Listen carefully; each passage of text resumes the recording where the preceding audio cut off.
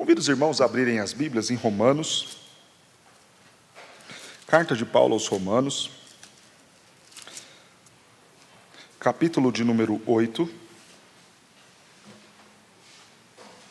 Carta de Paulo aos Romanos, capítulo 8. Nós leremos os versos 29 e 30. Carta de Paulo aos Romanos, capítulo 8, versos 29 e 30.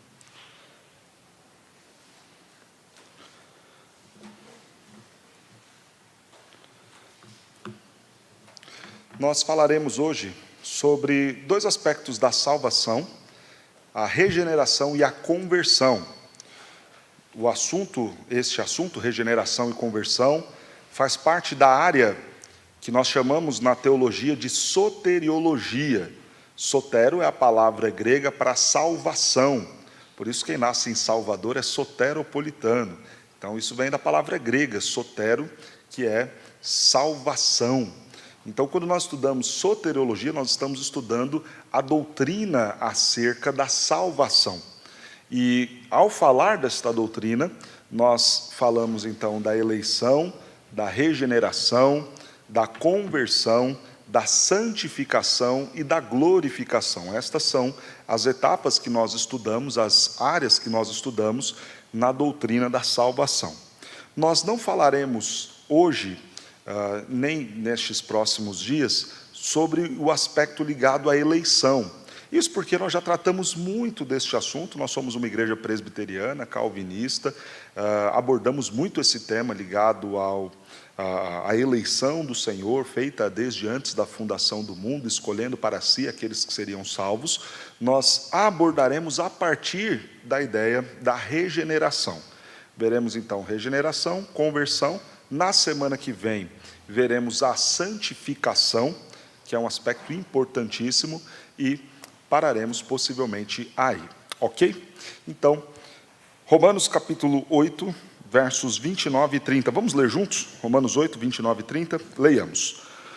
Porquanto, aos que de antemão conheceu, também os predestinou para serem conformes à imagem de seu Filho, a fim de que ele seja primogênito entre muitos irmãos. E aos que predestinou, a esses também chamou. E aos que chamou, a esses também justificou. E aos que justificou, a esses também glorificou. Nós temos aqui, nesses dois versos, exatamente este passo a passo da salvação, da obra salvadora do Senhor. Nós chamamos na teologia isso de ordo salutis. Então, grava ou anota aí esse nome, ordo salutis, a ordem da salvação. Como ela se dá? O texto nos fala. Deus, de antemão, antes da fundação do mundo, conheceu, e este conhecimento só é possível porque Ele é o Deus Criador. Então há uma grande discussão aí entre arminianos e calvinistas em relação a esta ideia, né? Como que Deus estabelece o seu chamado, se é pela presciência ou se é pelo decreto. Nós entendemos ser pelo decreto. O arminiano vai dizer que é pela presciência. Então Deus viu lá na frente que a pessoa iria crer, e por isso Ele então determinou que seria salvo. No entanto, Deus só vê lá na frente o que a pessoa vai fazer, porque obviamente Ele mesmo escreveu o rumo da história.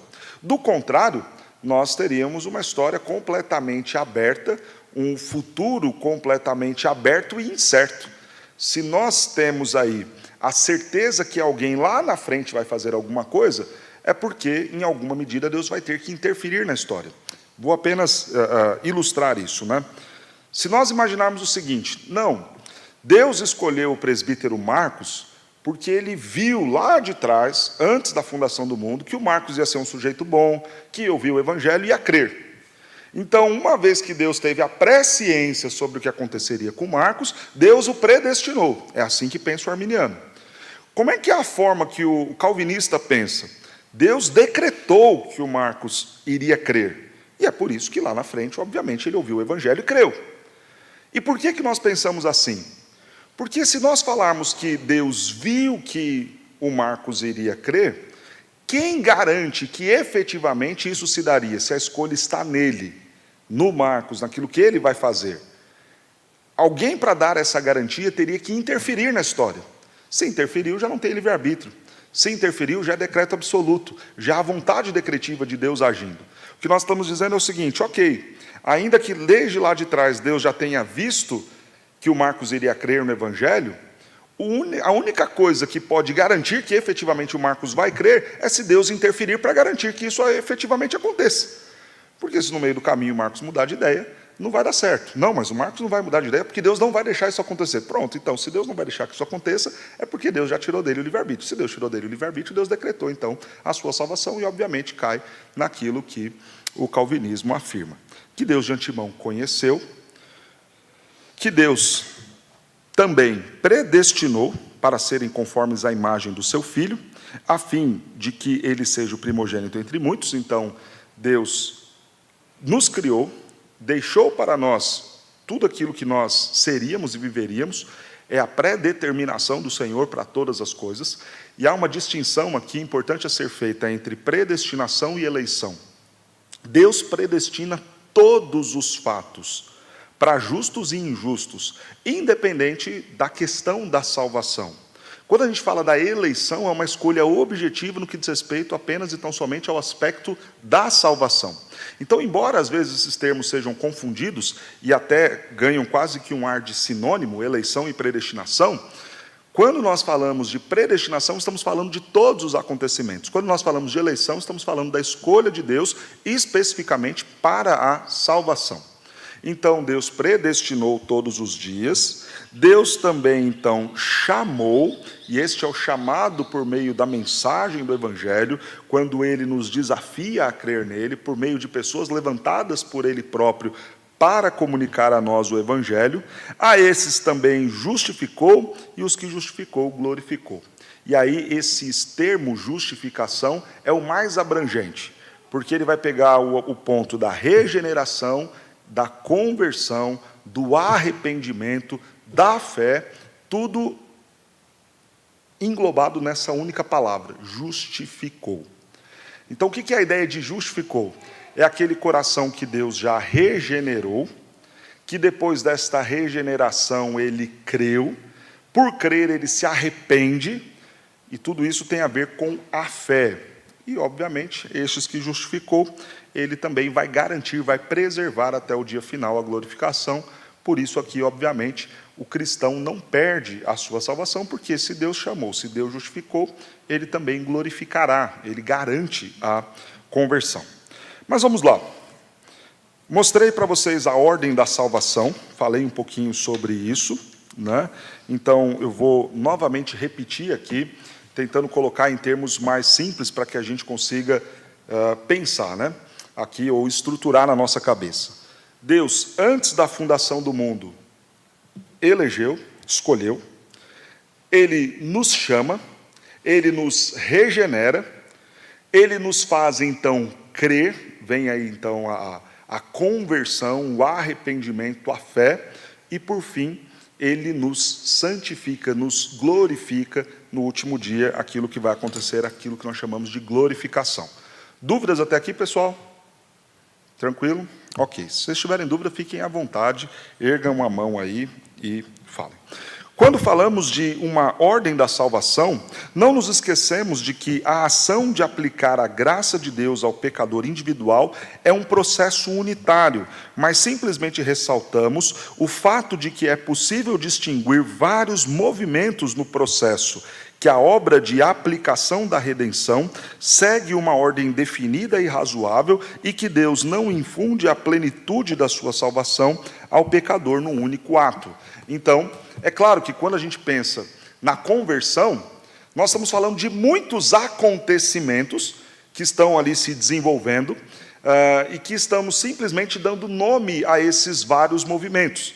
Então, é claro que a gente entende, olha, Deus me converteu, sei lá, no dia 15 de dezembro de 2000 e tanto. Ok, foi um dia, é o dia que está marcado para a sua vida.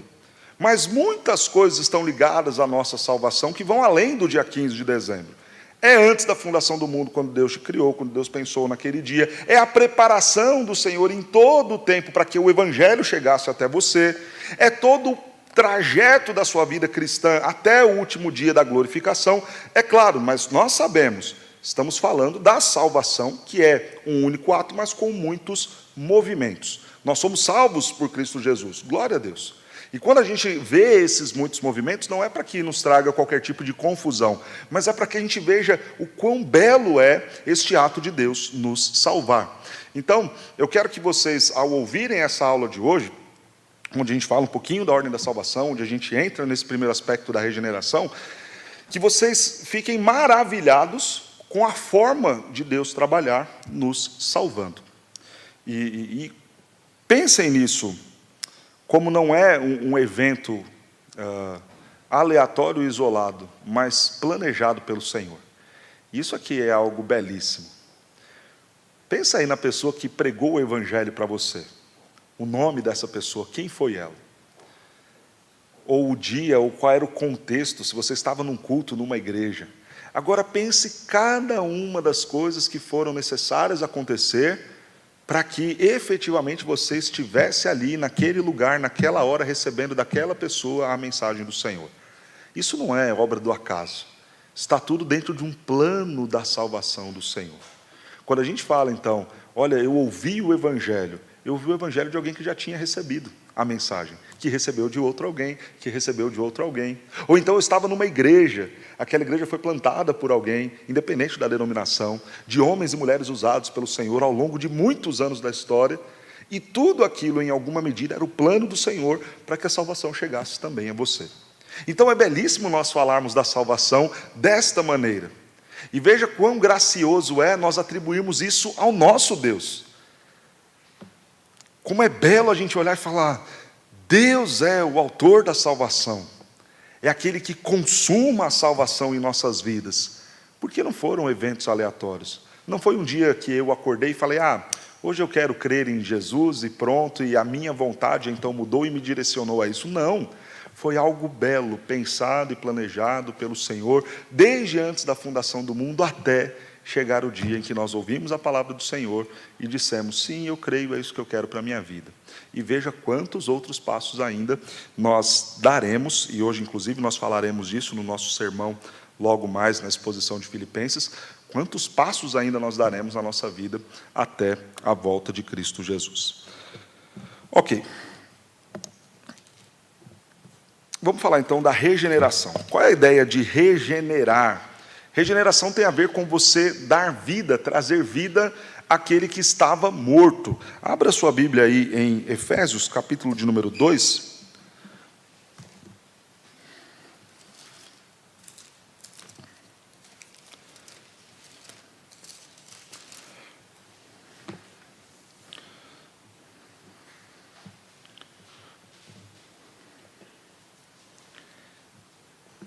Diz o texto no verso 1, Ele vos deu vida, estando vós mortos nos vossos delitos e pecados.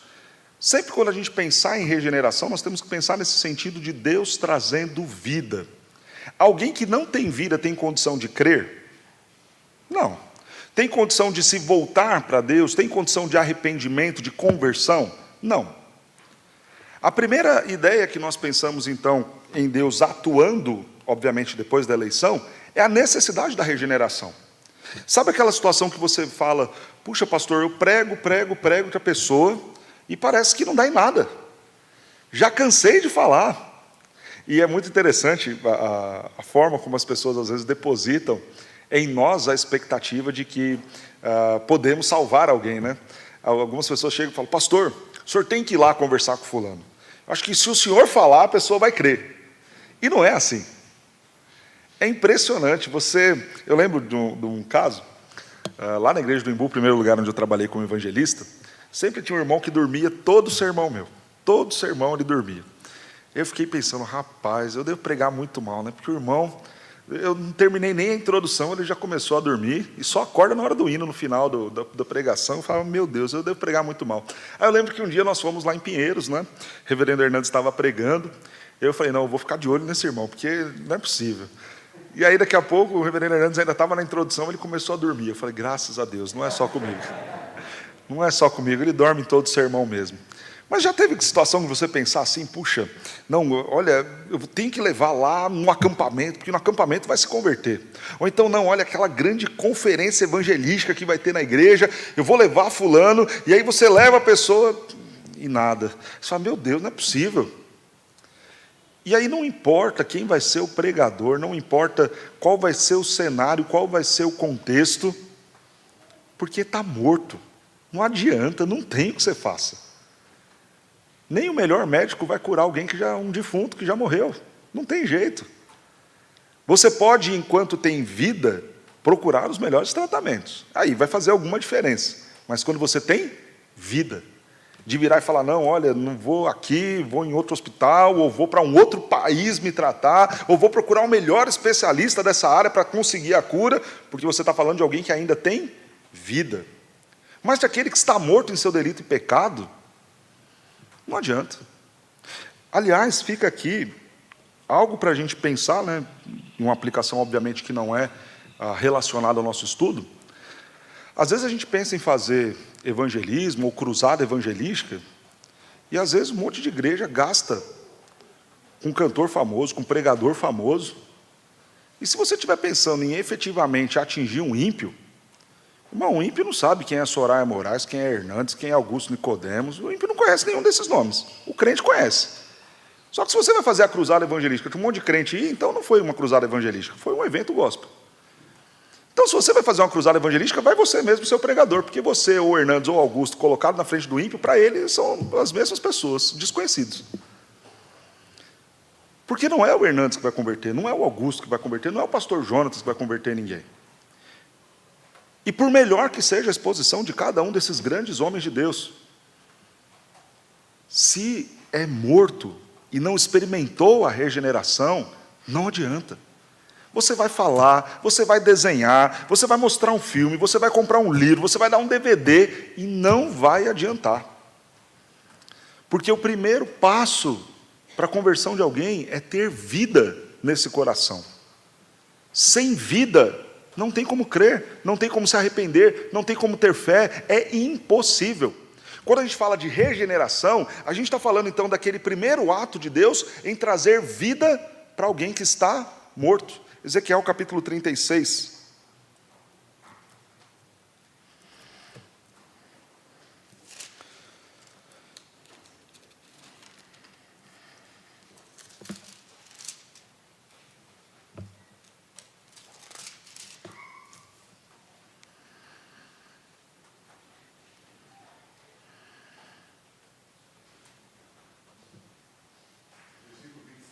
Versículo 26, em diante. Ezequiel 36, versículo 26 em diante. Dar-vos-ei coração novo, e porei dentro de vós espírito novo. Tirarei de vós o coração de pedra, e vos darei o coração de carne. Porei dentro de vós o meu espírito, e farei que andeis nos meus estatutos, guardei os meus juízos e os observeis.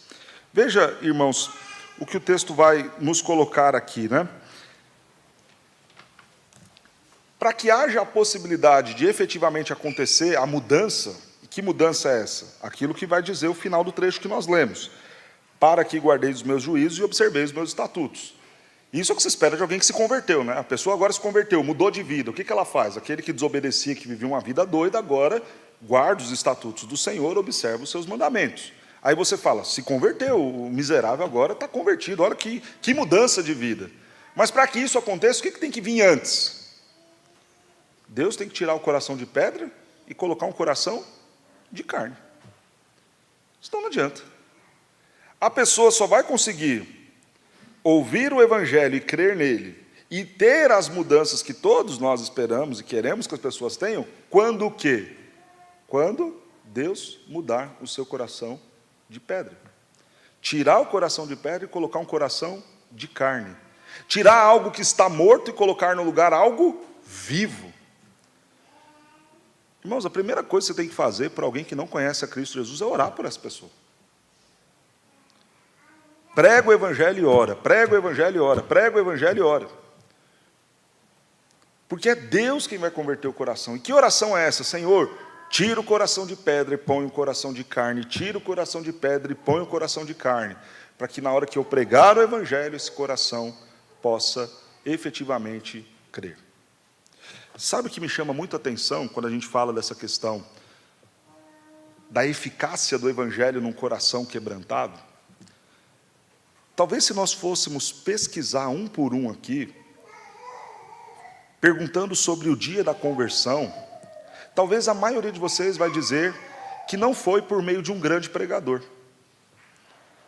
Talvez o testemunho da maioria de vocês vai ser por meio de pessoas simples. Por exemplo, a pessoa que pregou para mim o Evangelho, no qual eu tomei a decisão efetiva por Cristo Jesus, foi minha professora de escola dominical, tia Socorro. Não era o Nicodemos, não era o Hernandes, não era o meu pastor, que era um grande pastor, mas foi minha professora de escola dominical. Aí eu lembro do Ricardo e da Cíntia, que sempre contam um testemunho de vida deles, o vizinho deles, de nome André, que inclusive sempre eles oram por esse vizinho, porque não tem passado algumas situações de vida boa, foi quem pregou o Evangelho para eles. E na vida de vocês? Quem foi que levou o Evangelho que você creu? Se você for ver, não vai ter sido grandes pregadores.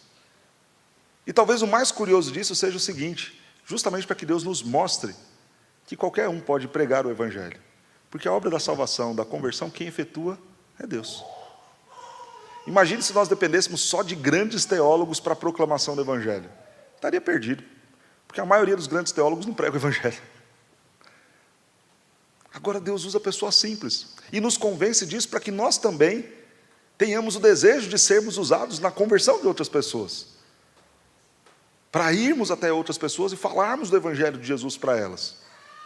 E se o coração já tem vida, naturalmente então nele vai florescer o Evangelho. Vejamos um exemplo na Escritura, o livro de Atos dos Apóstolos, capítulo de número 16. Atos 16, versos 13 e 14.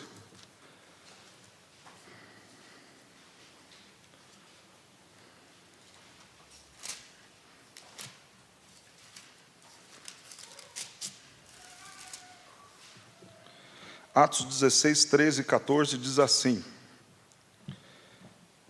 No sábado, saímos da cidade para junto do rio, onde nos pareceu haver um lugar de oração, e assentando-nos, falamos às mulheres que para ali tinham concorrido. Certa mulher chamada Lídia, da cidade de Tiatira, vendedora de púrpura, temente a Deus, nos escutava. O Senhor lhe abriu o coração para atender às coisas que Paulo dizia. Depois de ser batizada, ela e toda a sua casa, nos rogou, dizendo: Se julgais que eu sou fiel ao Senhor, entrai na minha casa e ficai aí. Olha que como o texto é perfeito em nos ilustrar essa questão da regeneração que estamos falando. Aquela mulher conhecia em alguma medida a Deus? Sim.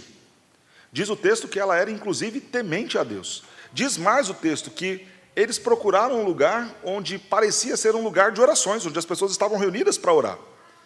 Em alguma medida, então, ela tinha um temor a Deus, ela conhecia a Deus, mas ela ainda não era convertida.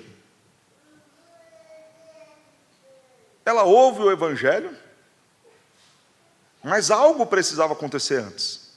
Então o Senhor lhe abriu o coração, o entendimento, para que ela pudesse crer.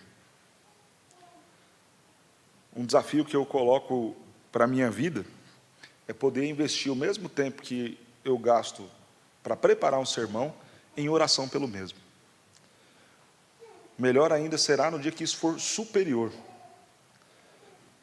Então, pensar ali numa dedicação para fazer um sermão de 6, de 12, de 20 horas, e falar: Senhor, eu quero dedicar 20 horas também orando, para que ao pregar, o Senhor abra o entendimento das pessoas, e o coração das pessoas, para que elas creiam. A regeneração, então, é este ato de Deus, de dar vida para aqueles que estão mortos, para que estes agora com vida tenham a condição de ouvir. Quero ler um trecho aqui importante, falando dessa relação entre a palavra e a regeneração.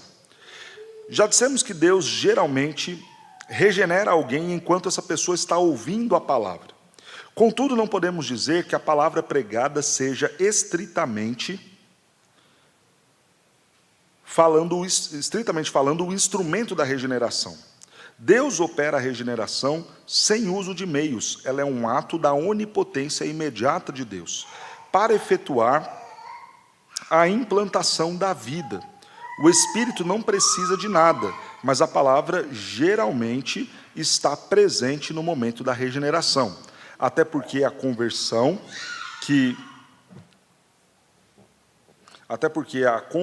que logicamente segue a regeneração precisará da palavra para que haja fé e arrependimento.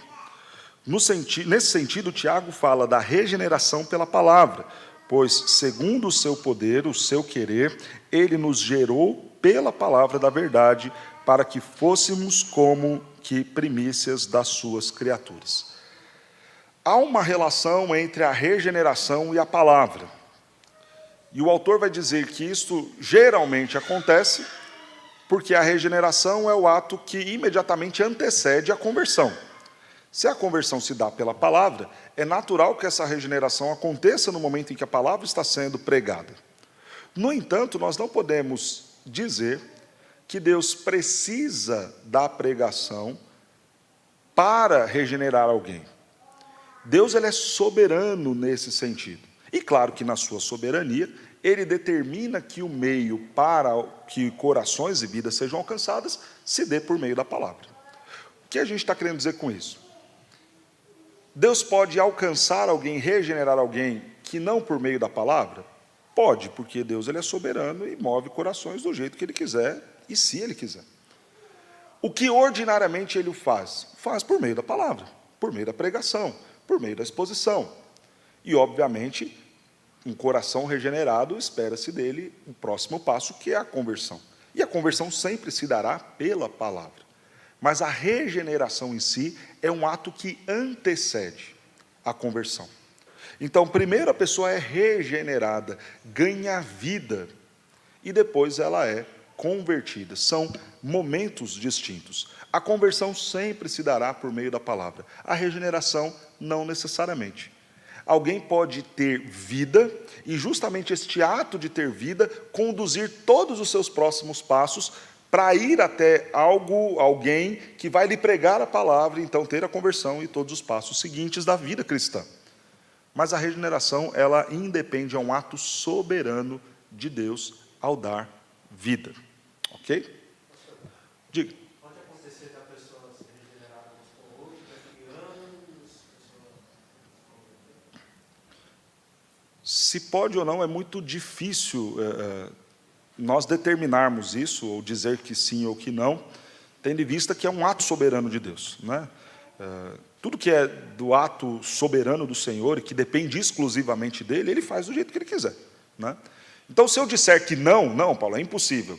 Ué, mas se Deus quiser que seja assim, então vai ser, né? Porque Ele é soberano na conversão de alguém, Ele é soberano no que diz respeito à regeneração, a dar vida e a converter um coração. É Ele quem faz esta obra da salvação. Como Ele vai fazer, é o jeito dele. O que a gente pode afirmar é que é incomum, né? O comum é a pessoa ser regenerada e logo adiante já experimentar a conversão. Porque não faz sentido você imaginar alguém, Deus dando vida a alguém, e essa pessoa ainda assim viver padecendo em estado de morte. É como se Deus tivesse pegado aquele defunto, colocado ele talvez em aparelhos para manter uma vida artificial, sem dar a vida por completo. Nos parece um pouco estranho.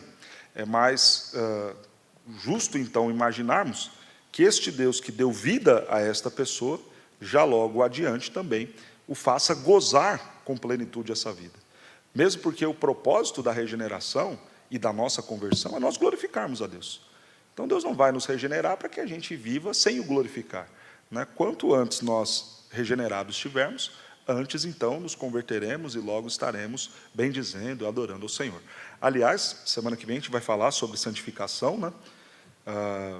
É claro que a evolução de cada cristão, o desenvolvimento de fé de cada crente tem um tempo diferente. Alguns mais rápido, outros mais devagar. Mas é muito estranho nós imaginarmos que alguém vai viver apegado a pecados sérios e gravíssimos durante muito tempo depois de se converter. Porque se Deus nos converteu para louvor da sua glória, não faz muito sentido que essa obra vai parar no meio do caminho. A ideia é progredirmos, é avançarmos. Não estou dizendo que a gente vai ser perfeito 2 meses depois que se batizou. Me batizei aqui, agora já estou um santo perfeito, vários versículos decorados. Não, mas a ideia é que você não fique ali em um estado de morte, mesmo depois de ter experimentado da conversão, né? Claro que não morte plena, mas no sentido de viver como o morto vive, né? Se Deus te deu a vida, você vai viver como vivo que você é agora, né? Na nova realidade. Diga, Márcio.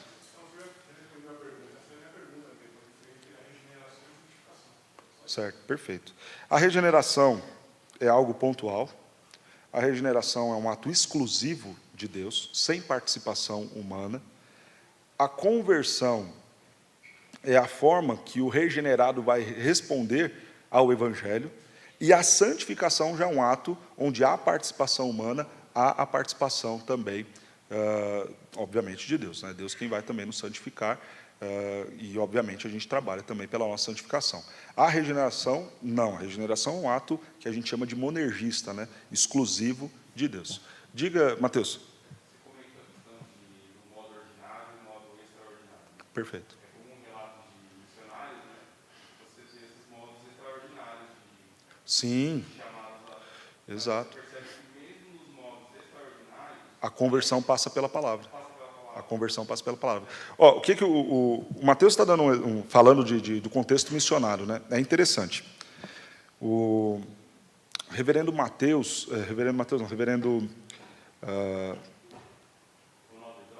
não é o Lidório.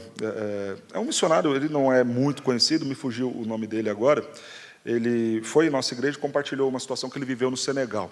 Ele falou que ele estava lá em Dakar, que é a capital do Senegal, estava lá, e falou que um chefe de uma tribo local, um dia chegou no lugar onde eles se reuniam, geralmente, e ficavam ali, e falou assim, olha, eu vim aqui, um homem apareceu para mim e me mandou vir aqui para saber mais acerca de Jesus.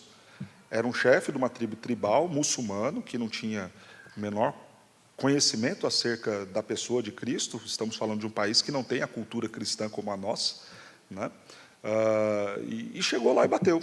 É o aspecto extraordinário de um coração que você não tem como dizer que não teve já algum tipo de ação do Espírito. Foi o Espírito que o conduziu até ali.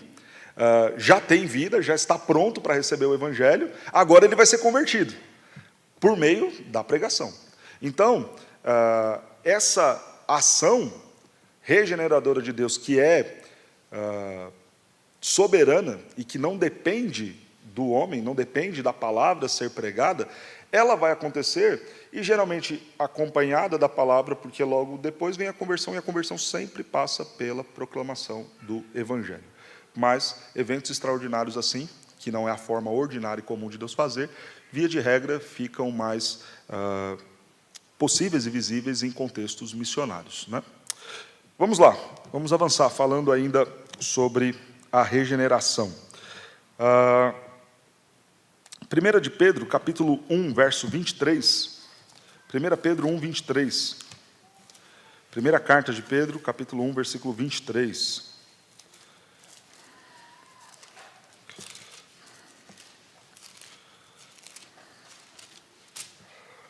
Diz assim o texto: pois fostes regenerados, não de semente corruptível, mas de incorruptível, mediante a palavra de Deus, a qual vive e é permanente. Pois toda a carne é como a erva, e toda a sua glória como a flor da erva. Seca-se a erva e cai a sua flor, e a palavra do Senhor, porém, permanece eternamente. Então veja que o texto coloca muito essa questão da palavra, não tanto a regeneração, muito embora associe a palavra e regeneração, mas veja que a palavra sempre como o aspecto que vai trazer a mudança, a transformação, a conversão de uma semente que cresce e dá frutos, né? Então, até talvez, Paulo, nos dando mais embasamento, em pensarmos sempre em um evento rápido e não demorado, se nós temos a Escritura falando como uma semente, né? O que se espera é que a semente, o quanto antes, cresça, dê frutos, e obviamente, a gente está falando aqui da ideia de mudança, de transformação, de frutos dignos de arrependimento. Então, alguém que já é solo fértil, que recebe a palavra, que recebe a semente, vai produzir, né? Tem que produzir, né? É o natural que se espera e aquilo que o texto vai nos orientar. Regeneração também pode ser sinônimo de novo nascimento. Em João 3 está relatado um encontro de Jesus com um importante líder religioso da nação judaica chamada Nicodemos.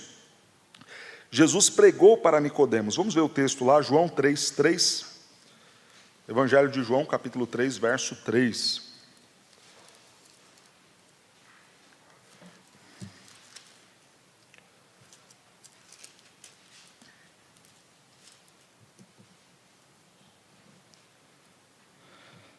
A isto respondeu Jesus: em verdade te digo, que se alguém não nascer de novo, não pode ver o reino de Deus. Perguntou-lhe Nicodemos: como pode um homem nascer sendo velho? Pode porventura voltar ao ventre materno e nascer segunda vez? Respondeu Jesus: em verdade te digo, quem não nascer da água e do Espírito, não pode entrar no reino de Deus. O que é nascido da carne é carne, o que é nascido do Espírito é Espírito. Numa ideia, então, de nova vida, numa ideia de alguém que vai experimentar a regeneração, Jesus usa a expressão novo nascimento, onde não é mais a condição da carne, mas a condição do Espírito, aquilo que o Espírito produz em nós. Já não é mais o coração que herda a corrupção humana, a condição caída, que herda não, mas que está na condição caída, morta de pecado, mas um coração que por meio do Espírito já tem vida. Vamos lá, vamos falar agora da conversão. O que é a conversão? A gente falou da regeneração, que é a condição de Deus criar em nós a possibilidade de ouvirmos o Evangelho e respondermos positivamente a ele. Isso se dá antes da conversão. A conversão é a mudança de atitude. A marca, ou perdão, melhor dizendo, é o efeito prático da regeneração. Uma vez que o seu solo é fértil, que você recebe o Evangelho, as mudanças vão acontecer. Por isso, alguém que tem nova vida, que foi regenerado, que tem um coração de carne pulsando aqui dentro, esse vai ouvir o Evangelho, vai ouvir a exortação, vai ouvir a pregação e vai responder positivamente a ele. Tem uma história aqui bem interessante, né? Que Spurgeon vai contar, né? E eu quero ler aqui para vocês. Conta-se que, certa vez, o famoso pregador inglês do século XIX, Charles Spurgeon, foi chamado a atenção por um bêbado que estava caído na sarjeta. O bêbado disse: Spurgeon, eu sou um dos seus convertidos. Meio desconcertado, o pregador respondeu: realmente, você é um dos meus convertidos, pois se você fosse um convertido de Jesus, não estaria nessa sarjeta, nesta condição. Então foi muito interessante essa história, né? O bêbado olhar para Spurgeon e falar: olha, eu fui convertido por você. Spurgeon olha para ele e fala: realmente, faz sentido, né? Russell Shedd, falando sobre a perseverança dos santos, fala algo parecido, né? Ele fala o seguinte: se você foi quem se salvou, se você foi soberano na sua salvação, se ela dependeu do seu livre-arbítrio e da sua livre escolha, então é claro que é possível que você perca a salvação. Mas se ela foi um ato soberano de Deus, com certeza aquele que chamou e salvou vai te fazer perseverar até o fim. O que Spurgeon está dizendo aqui para aquele bêbado é exatamente isso. Disse muito bem, né? Se fui eu que te converti, então realmente meu poder para a conversão é zero. Então faz muito sentido essa vida que você está levando. Mas se você fosse um convertido pelo Senhor Jesus, pela palavra dele, regenerado, transformado por ele, com certeza não estaria nessa condição. João capítulo 3, versos de 1 a 15, há um diálogo entre Jesus e o importante líder judeu, Nicodemos, nós já lemos. Esse homem procurou Jesus com o intuito de conhecer melhor o mestre. Jesus o confrontou, demonstrando que, apesar dele ser mestre em Israel, precisava passar por uma verdadeira experiência de conversão. Jesus disse que a conversão é uma transformação total, abandonar completamente a antiga vida para começar uma nova. Ele enfatizou que isso somente era possível por meio da atuação do Espírito. Acima de tudo, demonstrou o significado da conversão, que é passar da morte para a vida, demonstrando arrependimento e fé. Destaco essa expressão importantíssima, demonstrando arrependimento e fé. Não existe conversão sem choro pelo pecado, sem arrependimento, sem reconhecimento de fato daquilo que nós somos diante de Deus. Por isso, irmãos, não existe pregação do Evangelho sem confrontação de pecado. Essa ideia de que você vai chegar numa pessoa, vai levar ela para tomar café, vai levar ela para jogar boliche, vai levar ela no cinema, e vai falando de Jesus no meio do caminho, mas sem confrontar o pecado, isso não é bíblico. Toda pregação do Evangelho passa pela confrontação do pecado em algum momento. Ok, você pode escolher não começar confrontando o pecado A ou B daquela pessoa, mas pecado vai ter que ser confrontado. O que eu estou querendo dizer com isso? Olha, imagine que a pessoa tenha o pecado da homossexualidade. É claro que o problema de pecado daquela pessoa não é só o da homossexualidade, ela tem vários pecados, como a gente também tem. E você pode até escolher começar a pregar para ela sem ir naquele pecado, mas algum pecado você vai ter que confrontar. E, obviamente, em algum momento no seu discipulado, a confrontação do pecado da homossexualidade, do pecado do alcoolismo, do pecado qualquer outro que seja, vai vir e vai acontecer. Não existe pregação do Evangelho sem confrontação de pecado. Porque a conversão vai se dar por meio de corações que estão arrependidos. E como é que você se arrepende de uma coisa que você não conhece? De um pecado que não lhe foi apresentado? De uma situação da qual você não foi confrontado? Não tem como. Quando nós olhamos o exemplo de Jesus, Jesus sempre prega confrontando o pecado. Então essa história, não, olha, a gente tem que seguir mais uma teologia de Jesus, uma coisa mais amorosa. Jesus sempre confrontou o pecado. Veja com a mulher que ele encontra lá no poço. Cadê seus maridos? Cadê? Onde está? Vai lá chamar ele. Ah, não tenho. Aí Jesus fez o quê? Deixou quieto? Não, disseste bem. Não tenho marido. Você já teve 5 já. Não dá para falar, vai chamar um. Já teve 5. Qual é a resposta da mulher para ele? Vejo que tu és profeta. A validade da palavra de Jesus se deu justamente porque ele confrontou o pecado. Pregadores serão levados a sério justamente quando confrontam o pecado. Do mais, você vai ser reconhecido como amigo, como parceiro, como brother, mas como pregador do Evangelho de Jesus quando você confronta o pecado. E isso faz parte da mensagem que produzirá arrependimento e fé. Falando ainda da conversão, trata-se de uma transformação completa. E eu quero, então, ficar no exemplo da mulher samaritana, que é o texto que a gente já citou aqui, então. Diz o texto lá em João, capítulo 4, Jesus se encontra com ela, prega o evangelho a ela, confronta o pecado. Verso 18 vai dizer isso, porque 5 maridos já tiveste, e este que agora tens não é teu marido, isso disseste com verdade. Então a mulher responde para ele, vejo que tu és profeta, e reconhece a autoridade de Jesus. E aí veja, Jesus vai pregar o evangelho para ela, Jesus vai falar sobre a necessidade dela beber da água da vida, e ele vai se apresentar sendo ele, Jesus, a água da vida, que mata a sede por completo, e vai convidá-la a beber desta água, a beber nesta fonte. E aí veja o que acontece com essa mulher, verso de número 28, do capítulo 4. Quanto à mulher, deixou o seu cântaro, foi à cidade e disse àqueles homens, vinde comigo e vede um homem que me disse tudo quanto tenho feito. Será este, porventura, o Cristo? Saíram, pois, da cidade e vieram ter com ele. E depois, mais adiante, a gente vai ver também a conversão desses homens lá no versículo 39. Observe a atitude de mudança daquela mulher.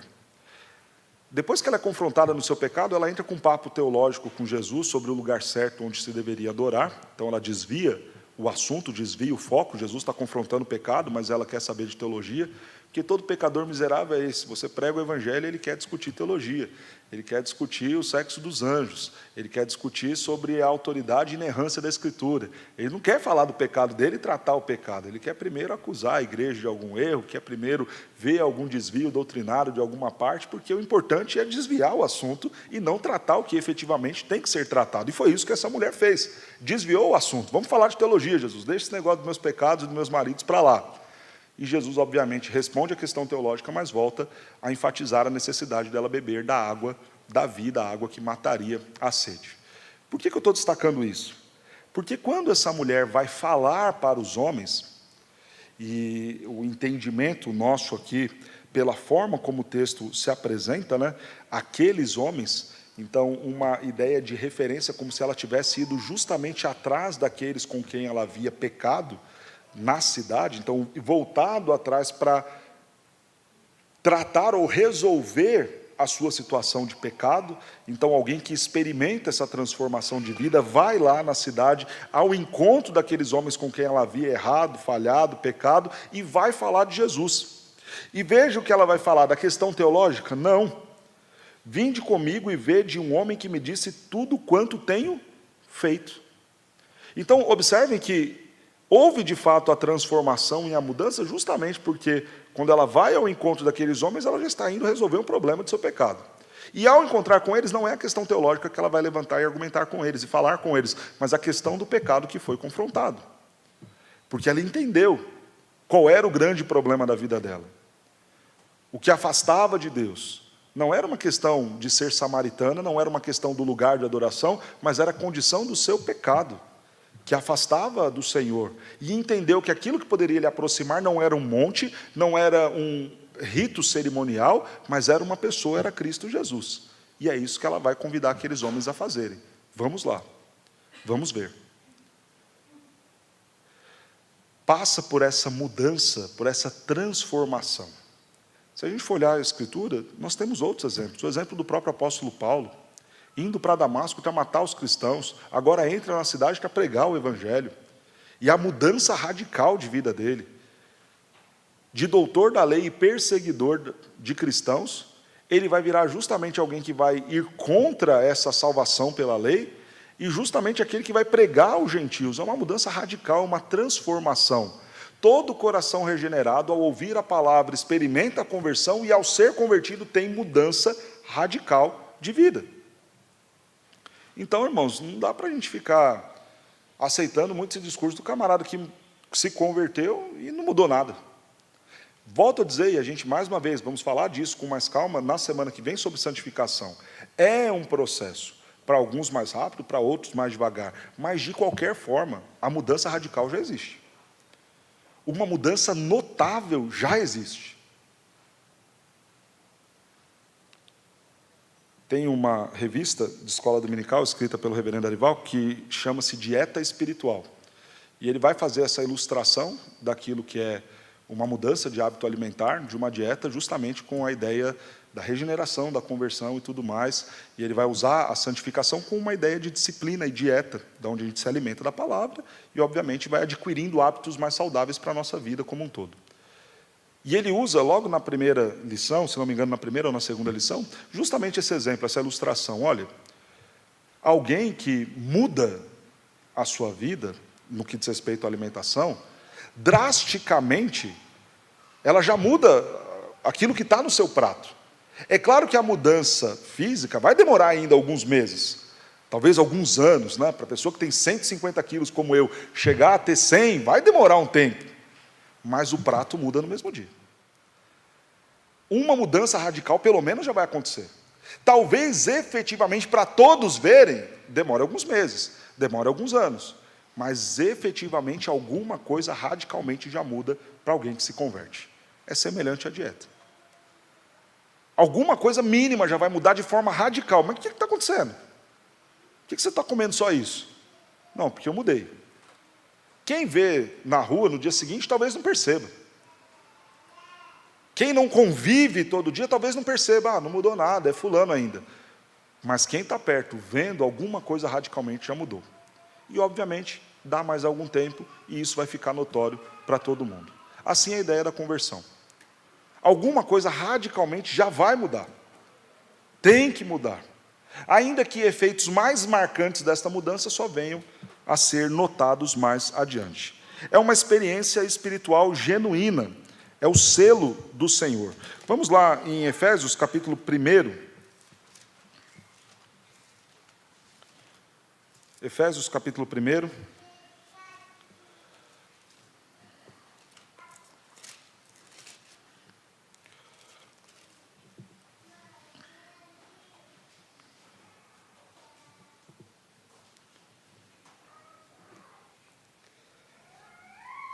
Verso de número 11 até o 14. Nele digo, no qual fomos também feitos herança, predestinados segundo o propósito daquele que fez todas as coisas conforme o conselho da sua vontade, a fim de sermos para louvor da sua glória, nós os que de antemão esperamos em Cristo. Veja que Paulo mais uma vez vai relembrar o processo, né? Predestinados, chamados desde antes da fundação do mundo, isso aconteceu lá atrás, Deus nos predestinou a fim de sermos para o louvor da sua glória. Versículo 13, em quem também vós, depois que ouvistes a palavra da verdade, o evangelho da vossa salvação, tendo também nele crido. Então veja, mais uma vez, a etapa, né? Você predestinado desde antes da fundação do mundo, recebeu o chamado do evangelho, foi então salvo pelo poder da palavra, convertido pelo poder da palavra, tendo nele também crido, então creu, converteu, a conversão de um coração regenerado, fostes selados com o Santo Espírito da promessa, o qual é o penhor da nossa herança até o resgate da sua propriedade em louvor da sua glória. A conversão é, por fim, irmãos, uma experiência espiritual genuína. Recebemos na conversão o selo do Espírito. E nós vimos esse texto aqui de Efésios, quando pregamos e fizemos a exposição da carta, o quão belo é esta expressão aqui, o penhor da nossa herança. É uma ideia do seguinte: quando você vai penhorar alguma coisa, você está colocando aquilo como garantia de que a remuneração total será dada, de que o pagamento total será dado. Quando o texto fala que o Espírito Santo da promessa é o penhor, está dizendo o seguinte: é aquilo que Deus nos dá como garantia para dizer, olha, vai ser pleno e vai ser completo adiante na glorificação. Então, nós que estamos falando o seguinte: Deus nos escolheu lá atrás, nos regenerou da vida, para que esse coração que pulsa agora ouça o Evangelho e experimente a conversão. E aí, quando a gente pensa na conversão, a gente está pensando em algo visível, notório, uma mudança radical, em um aspecto humano, terreno, visível, tangível, mas também algo espiritual. Porque recebemos, então, o penhor de Deus. Recebemos essa bênção espiritual do Espírito, o selo, a marca do Senhor dizendo, olha, essa obra que começou, eu garanto pelo Espírito que está em vocês que será completada. Por isso que o texto diz, para resgate da sua propriedade em louvor da sua glória. Quando que é o dia desse resgate? Na glorificação, na volta do Senhor Jesus. Então o Espírito Santo já está em nós, para nos apontar para a realidade futura, que seremos santos, de que seremos conforme a imagem daquele que nos criou. Então é uma bênção espiritual também a conversão, de nós já experimentarmos em alguma medida aquilo que desfrutaremos lá adiante. Por isso não são mudanças apenas externas. Quem se converte muda também lá dentro. Suas motivações, seu ânimo, sua confiança, aonde está a sua alegria, o seu consolo, conforto diante de situações difíceis, tudo isso também serão evidências de corações convertidos. Nós aprenderemos hoje, logo mais na exposição de Filipenses, que nós devemos, em alguma medida, sempre nos questionarmos sobre a nossa salvação. Não no sentido do poder de Deus para nos salvar, porque isso é óbvio, Ele tem e converte o pior dos pecadores. Mas se de fato nós já fomos alcançados por esta graça. Porque, irmãos, quando nós olhamos a forma de vida de muitos cristãos, ou de muitos que se dizem cristãos, é um tanto quanto questionável. E aí eu não quero que você pense nos outros, mas pense em si mesmo. E isso já aplicando e encerrando a nossa aula.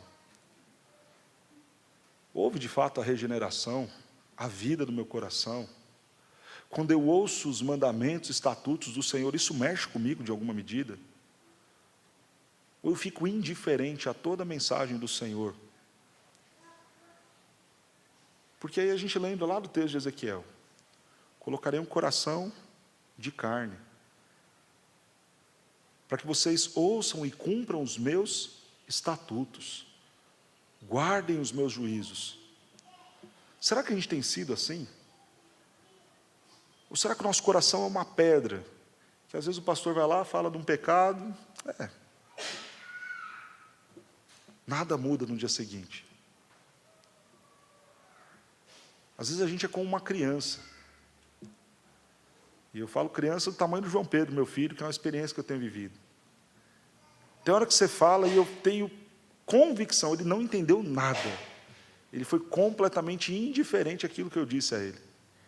Que eu falo, viro, e ele vai lá e faz exatamente aquilo que eu falei para ele não fazer. Talvez porque ainda não deu a hora dele entender. Mas e você? Será que é um problema de cognição, igual do João Pedro, que ainda não tem maturidade de raciocínio? Ou será que é por conta de um coração de pedra, morto, que não experimentou ainda a regeneração, a conversão? A conversão implica em mudança. Não só em coisas visíveis, palpáveis, tangíveis do nosso comportamento, mas também dos sentimentos lá dentro. Porque o que a gente vê hoje é um monte de crente desesperado, cheio de ansiedade, de depressão, de um choro que nunca tem fim, de um consolo que nunca chega, sem alegria na vida, sem prazer e satisfação em viver. Isso falando desse aspecto sentimental.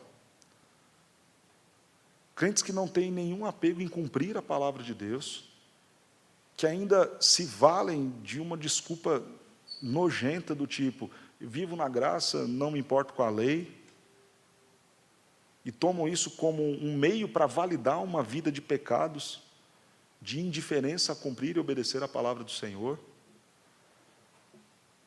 Então a gente deve se questionar: será que de fato eu experimentei a conversão, a regeneração? Ou será que meu coração ainda continua como uma pedra, que vem à igreja, bate, ouve, mas não muda? Que o Senhor possa fazer como fez com Lídia, abrir o nosso entendimento, tocar o nosso coração, nos quebrantar, para que nós, ao ouvirmos a palavra de Deus, tenhamos de fato atitudes de mudança radical diante daquilo que temos sido exortados por ela.